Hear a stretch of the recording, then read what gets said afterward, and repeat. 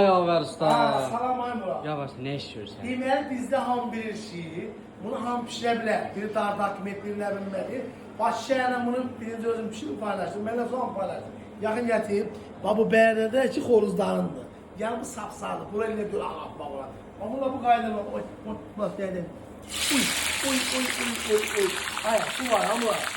Amma bu qaydalar. Baba. Buraya. Bak bu.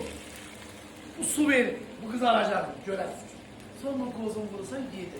Tam birinci Bəyər rayonunda, Şahbəllər kəndində Yavər ustanın yanında qalmışdı. Bunu Bakıda pişirib gəlmişəm. Hani öz restoranımızı pişirəm. Ben bunu size göstereceğim. Dövməni də görsələ, bax, qanlı köt dövməsi. Bax, burada yığılır.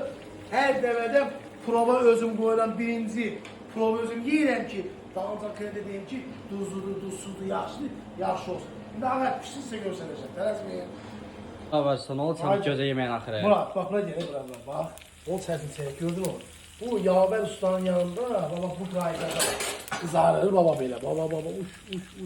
Amma, bunu çəkin üstü çəkirəm ki, görsünlər. Baba, buna töhtün qozu, elə. Get, babacım. Səsə, bax, qırmızı görsən, qıpqırmızı.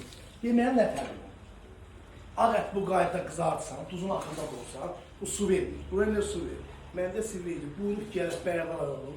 Şahbəllər kəndində, Yavər ustanın yanında bu yeməkləri yerdə. Ham verici bu yeməkləri Yavər usta çıxardı. Gördünüz nə nətərdir? Xoruzun ağır. Hər bir şey var mənim yanımda. Çox salamlar.